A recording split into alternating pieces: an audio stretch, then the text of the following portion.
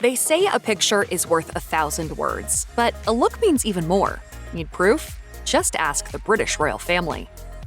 When Prince Harry and Meghan Markle made the shocking decision to step back from their roles as senior working royals, they kicked off a saga that would consume the royal world. In the aftermath, Meghan traded her signature muted tones for pretty much every single color in the rainbow, while Harry walked with a renewed sense of confidence and freedom. But few moments that occurred in the wake of their departure rivaled the couple's appearance on March 5, 2020, which saw Meghan dressed in radiant blue and Harry protecting her from the rain with an umbrella.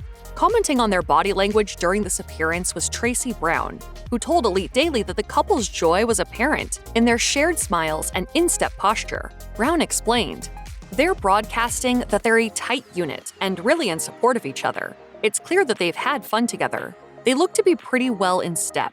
She's fully facing his way and they appear to be locking eyes, looking at each other in close range even as others look to them. That's real intimacy." Of all the royals on the scene, Princess Anne has always tried to maintain decorum, dedication, and a no-fuss attitude.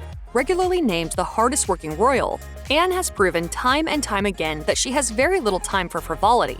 So maybe it's no surprise that she seemed a little peeved during one encounter with Sophie, Duchess of Edinburgh.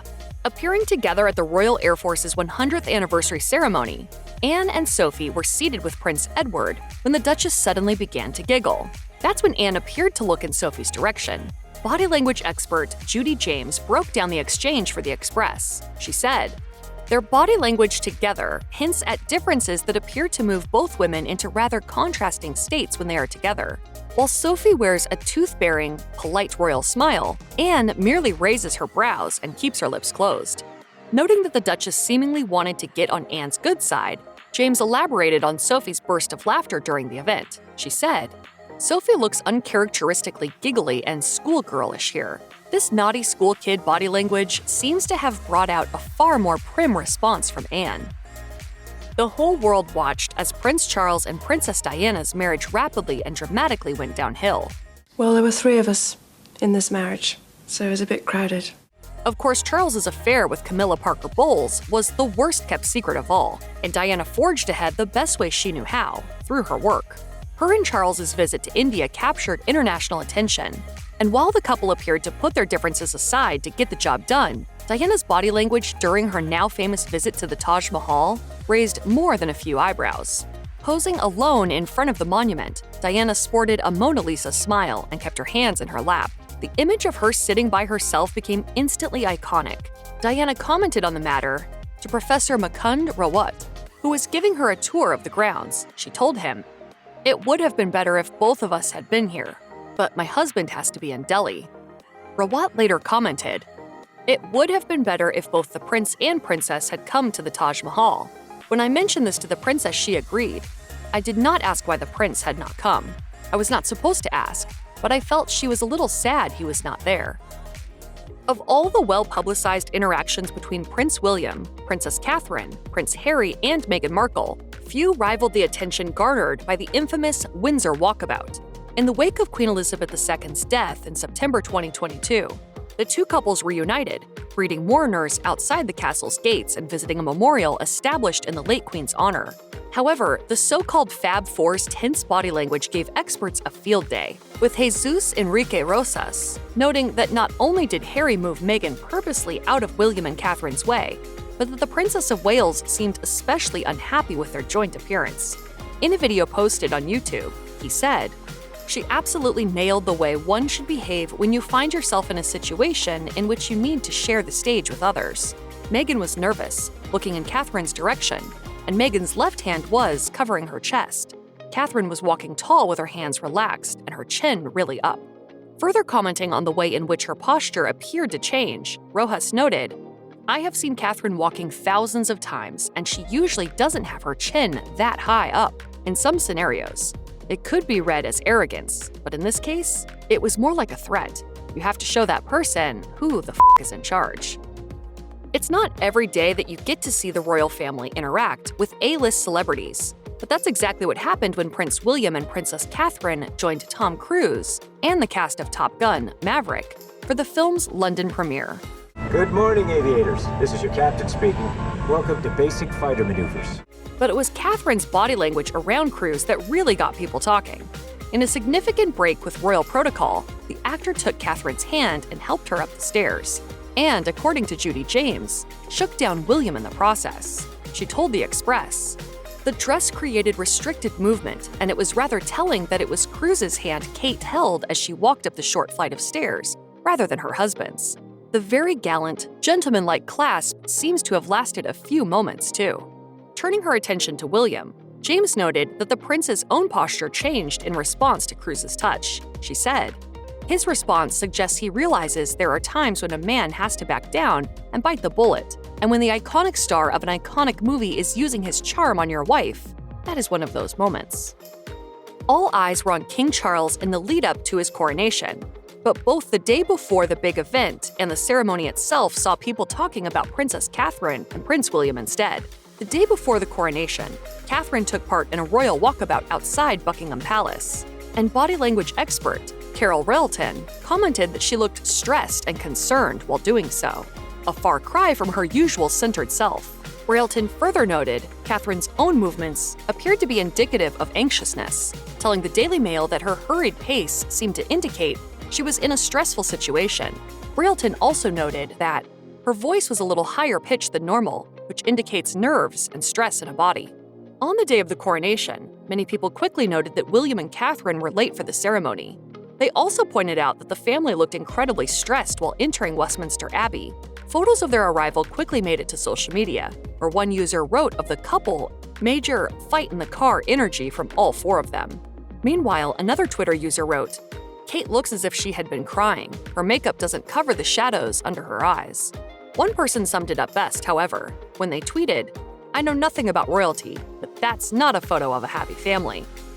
When Prince Harry and Meghan Markle first came on the scene as a couple, royal watchers were taken aback by their many instances of unabashed PDA.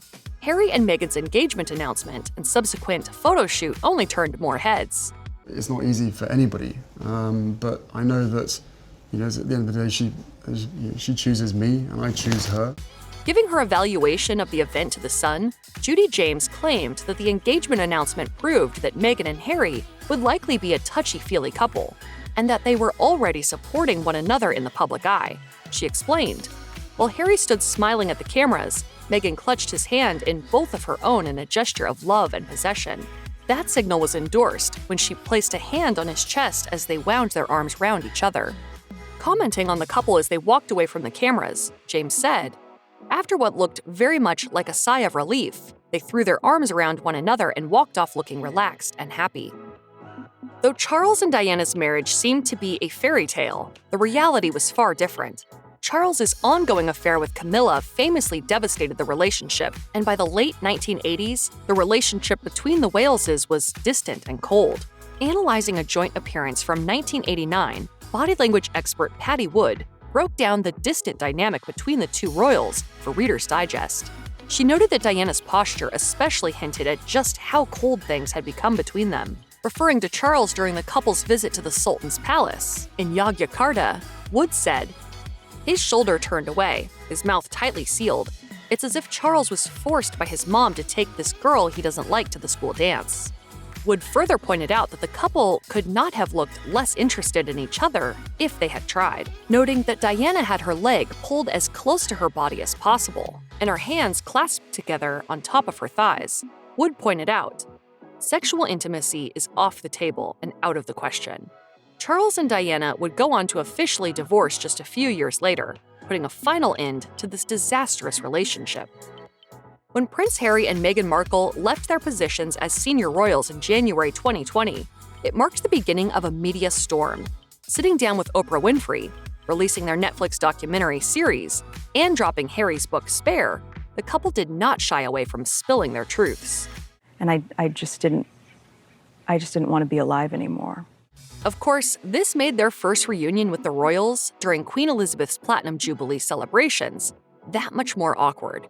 Commenting on Harry and Meghan's united front as they entered St. Paul's Cathedral, body language expert Elaine Swan told the Royally Us podcast that Harry appeared to be regularly checking in with his wife. She added, "They truly lean on one another for that equal support." There were gestures and holding her hand, giving her little glances to let her know that he's there for one another. And they certainly had this united front with one another. It's very clear that, as far as the dynamic is concerned for this family, it really is them together collectively. Taking in the rest of the event, Swan noted the significant gap between Harry, Meghan, and the rest of the working royals in the family. She also claimed that the two breakaways were putting on as brave a face as best as they possibly could. Princess Catherine is quite well known for her sporty side. More than anything, though, Catherine appears to revel in the chance to represent the royal family at Wimbledon. Catherine joined Roger Federer during a 2023 match between Andy Murray and Ryan Peniston. With the royal and the sports champ looking pretty comfortable with each other's presence, Judy James commented on this interaction for The Express, inferring that the dynamic between Catherine and Federer was indicative of their respective star power. James said, "There's clearly a strong level of fanship between Kate and Roger Federer, as well as friendship."